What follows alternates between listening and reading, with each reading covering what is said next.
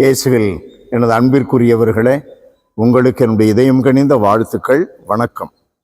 அன்பானவர்களே, நம்முடைய மீட்பெரும் ஆண்டவருமான இயேசுவினுடைய இன்றைய போதனை லூக்கா நற்செய்தி 7வது அதிகாரம் 1 to 10 முடிய நூற்றுவர் தலைவனுடைய மனிதனை, ஊழியனை ஆண்டவர் இயேசு குணப்படுத்துகிற அந்த அற்புதமான பகுதி.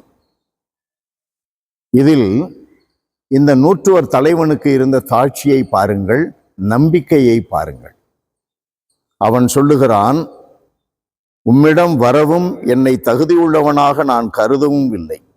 ஆனால் ஒரு வார்த்தை சொல்லும், என் ஊழியர் நலம் அடைவார். அன்பிற்குரியவர்களே, ஆயக்காரன் பரிசேயன் ஜெபிக்க சென்ற ஓமையை ஆண்டவர் சொல்லுகிறாரே, லூக்கா நற்செய்தி 18வது அதிகாரம், அதிலே நாம் 10 to 13 வரை நாம் பார்க்கிற அந்த பகுதி. அதிலே ஆயக்காரன் எப்படி நடந்து கொள்ளுகிறான்? பரிசேயனோ கோவிலுக்கு உள்ளே சென்று தன்னை பற்றி பெருமையாக கடவுள் முன் தம்பட்டம் அடித்துக் கொள்ளுகிறான். ஆனால் இந்த ஆயக்காரன் வானத்தை அண்ணாந்து பார்க்கவும் துணியாமல் தன் மார்பிலே அறைந்து கொள்ளுகிறான், ஆண்டவரே, பாவி என் மேல் இரக்கமாயும். நம்முடைய திருத்தந்தையை பற்றி நாம் என்ன வாசிக்கிறோம் வரலாற்றிலே?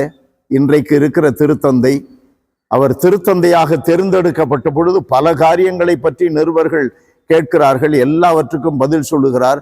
கடைசியில் உங்களை பற்றி நீங்கள் என்ன சொல்லுகிறீர்கள் என்று கேட்டபொழுது அவர் என்ன சொன்னார்? நான் பெரிய பாவி.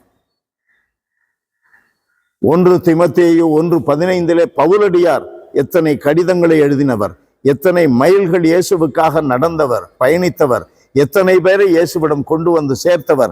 இன்றைக்கும் எத்தனை 1000 கோடி மக்கள் இயேசுவிடம் வருவதற்கு அவருடைய எழுத்துக்கள், ஆண்டவருடைய ஏவுதலால் எழுதப்பட்ட எழுத்துக்கள் பயன்பெறுகின்றன. அவர் தன்னை பற்றி என்ன சொல்லுகிறார்? பாவிகளை மீட்கவே இயேசு வந்தார், அந்த பாவிகளிலெல்லாம் பெரிய பாவி நானே. அந்த தாழ்ச்சி இருக்கும் பொழுது பரிசுத்த வல்லமை, தெய்வீக வல்லமை, வானத்தின் ஆசீர்வாதங்கள் அந்த தாழ்ந்த இடத்திற்கு ஓடி வருகின்றன, அங்கே தங்குகின்றன.